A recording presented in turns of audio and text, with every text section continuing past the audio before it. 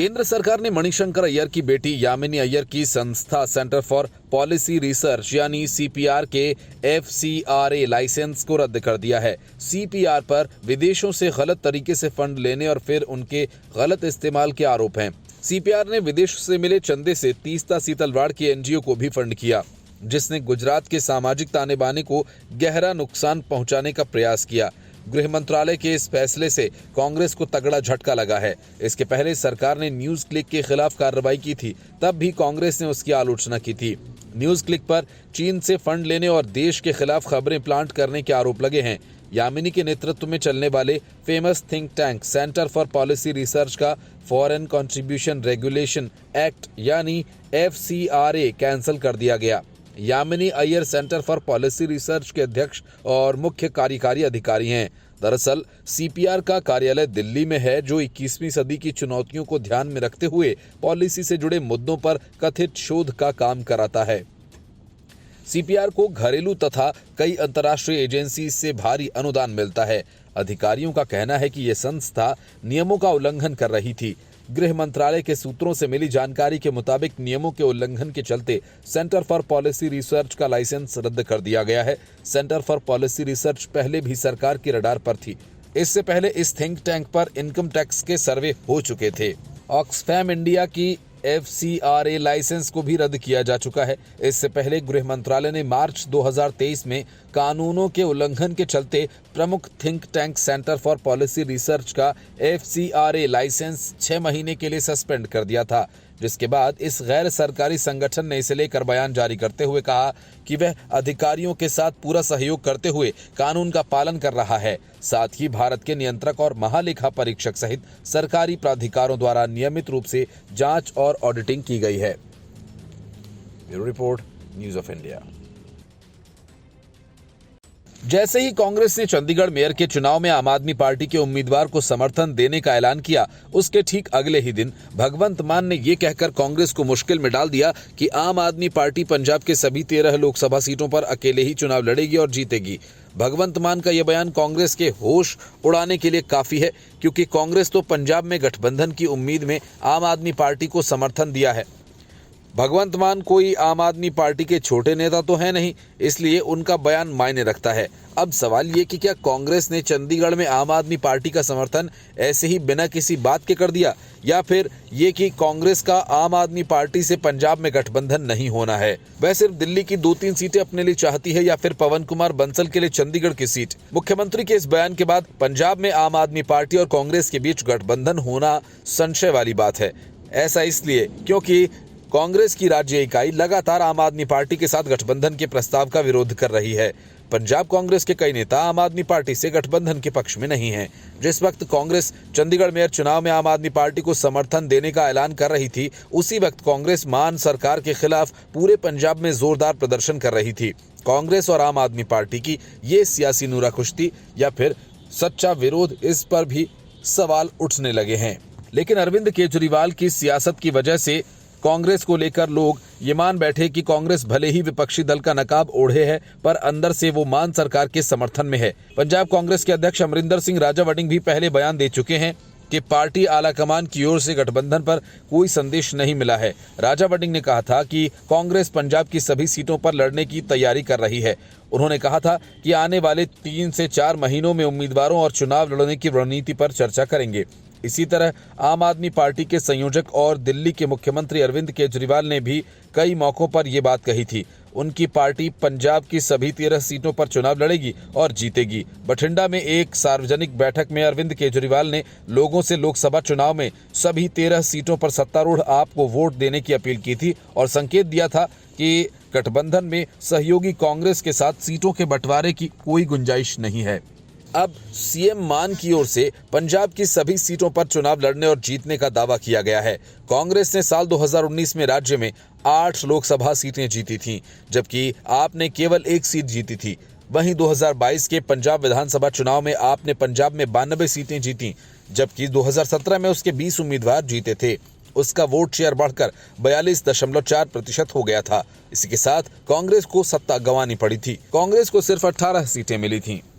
दिल्ली शराब घोटाला मामले में प्रवर्तन निदेशालय यानी ईडी ने अरविंद केजरीवाल को चौथा समन जारी कर 18 जनवरी को हाजिर होने के लिए कहा, लेकिन अरविंद केजरीवाल ने साफ तौर पर कह दिया कि वे ईडी के सामने पेश नहीं होंगे। संकेत साफ हैं कि केजरीवाल ईडी के साथ कानूनी टकराव के मूड में है और उसी की तैयारी वे कर रहे हैं।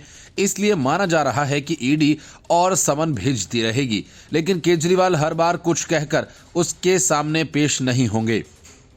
इस बार गोवा दौरे का बहाना है। केजरीवाल ने कहा कि कानून के तहत जो भी जरूरी होगा हम करेंगे। वैसे दिल्ली के सीएम का 18 जनवरी को भी ईडी के सामने पेश होना मुश्किल ही लग रहा है, क्योंकि वे 3 दिन के गोवा दौरे पर रवाना हो रहे हैं। दिल्ली के सीएम केजरीवाल पहले ही दिल्ली शराब घोटाला मामले में ईडी के 3 समन को नजरअंदाज कर चुके हैं। उनकी आम आदमी पार्टी बीजेपी के नेतृत्व वाली केंद्र सरकार पर राजनीतिक दुश्मनी और विपक्षी नेताओं को परेशान करने का आरोप लगा चुकी है। ईडी के नोटिस के बाद दिवंगत विदेश मंत्री सुषमा स्वराज की बेटी और बीजेपी नेता बांसुरी स्वराज ने केजरीवाल पर निशाना साधा। स्वराज ने कहा कि यह शर्मनाक है कि सीएम केजरीवाल जांच से भाग रहे हैं। अगर ईडी ने समन भेजा है तो किसी को भी जांच के लिए शामिल होना चाहिए।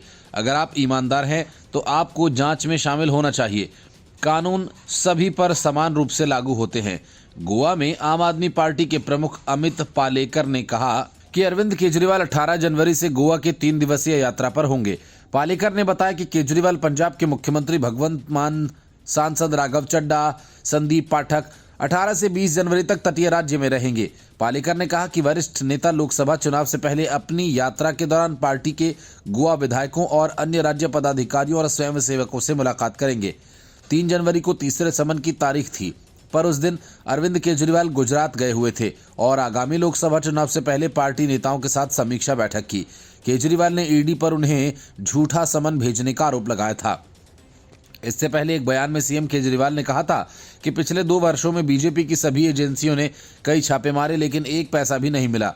अगर भ्रष्टाचार था तो पैसा कहाँ है? आप नेताओं को फर्जी मामलों में जेल डाला जा रहा है। अब भाजपा मुझे गिरफ्तार करना चाहती है। मेरी सबसे बड़ी ताकत और पूंजी ईमानदारी है। मतलब अरविंद केजरीवाल ईडी के सामने पेश होने की जगह उससे टकराव का रास्ता चुन रहे हैं, जिस रास्ते पर झारखंड के सीएम काफी आगे बढ़ गए हैं। Bureau report, news of India. रिश्वत लेकर संसद में सवाल पूछने वाले टीएमसी नेता महुआ मोइत्रा को अभी कई मुश्किलों का सामना करना पड़ेगा। लोकसभा से निकाले जाने के बाद महुआ मोइत्रा को बंगला खाली करने के लिए कई बार नोटिस जारी किया जा चुका है, लेकिन सरकारी बंगले को अपना घर समझकर महुआ मोइत्रा ने अब तक बंगला खाली नहीं किया। इससे नाराज होकर संपदा निदेशालय ने काफी सख्त लहजे में महुआ मोइत्रा को नोटिस भेजकर कहा कि अगर वे खुद बंगला खाली नहीं करती तो उनसे जबरन बंगला खाली करवाया जाएगा। टीएमसी नेता को संपदा निदेशालय की तरफ से नोटिस जारी किया गया है। संपदा निदेशालय सरकारी संपत्तियों को मैनेज करने का काम करता है। नोटिस में कहा गया कि अगर महुआ खुद से बंगले को खाली नहीं करती हैं तो उन्हें और वहां रह रहे अन्य लोगों को परिसर से बेदखल किया जाएगा।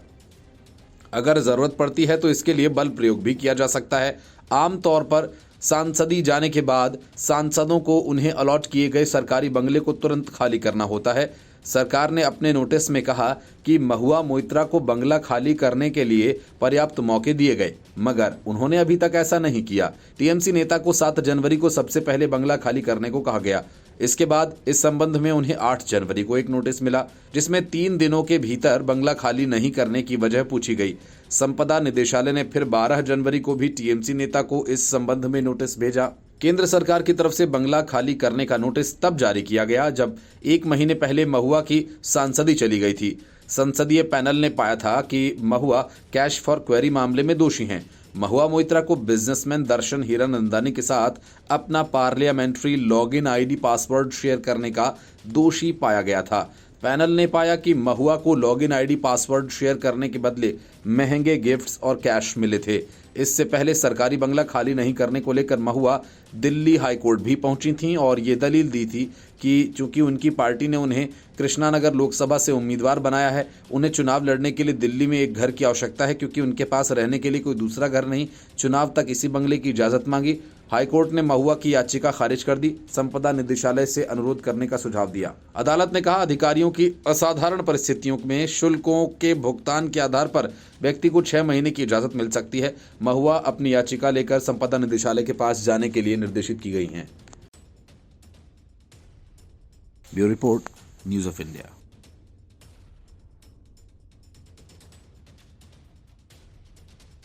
इंडी गठबंधन के संयोजक का पद ठुकराने के बाद से नीतीश कुमार इंडी गठबंधन के लिए सबसे बड़ा सवाल बन गए हैं। नीतीश कुमार तो चुपचाप बैठे हैं, लेकिन उनके आसपास इतने सवाल तैर रहे हैं कि जिनका जवाब देते पटना में बैठे तेजस्वी यादव और मणिपुर में यात्रा निकाल रहे राहुल गांधी का गला सूखा जा रहा है। इधर नीतीश कभी शिक्षक नियुक्ति पत्र वितरण समारोह के पोस्टर से कभी तेजस्वी यादव की तस्वीर गायब करवा देते हैं, तो कभी लालू राबड़ी राज की बदइंतजामी का किस्सा सुना देते हैं। उनकी पार्टी के नेता सीट बंटवारे का काम पूरा नहीं कराने को लेकर कांग्रेस पर लगातार हमलावर हैं।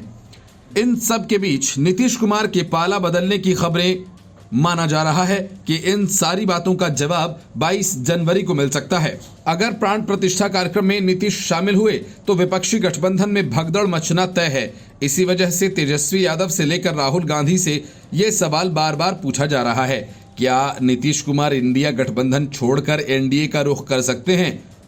ये सवाल जैसे ही राहुल गांधी से पूछा गया वे भड़क गए। इसके बाद एक बार फिर उन्होंने मीडिया पर सवाल उठाने शुरू कर दिए। राहुल गांधी इन दिनों न्याय यात्रा पर हैं। मणिपुर के कोहिमा में उन्होंने कहा कि इंडिया गठबंधन काफी बेहतर स्थिति में है। आने वाले लोकसभा चुनाव में वह अच्छी लड़ाई लड़ेगा और चुनाव भी जीतेगा। इस दौरान राहुल गांधी से पूछा गया कि आप गठबंधन को अच्छी हालत में बता रहे हैं, जबकि नीतीश कुमार ने संयोजक का पद ठुकरा दिया। राहुल गांधी से पूछा गया था कि पिछली बैठक में संयोजक का मुद्दा उठा और नीतीश कुमार ने इसे ठुकरा दिया। इस दौरान नीतीश ने कहा कि ममता बनर्जी इस पर सहमत नहीं है। क्या आप लोगों को आशंका है कि नीतीश कुमार आने वाले दिनों में गठबंधन को छोड़कर एनडीए में शामिल हो सकते हैं?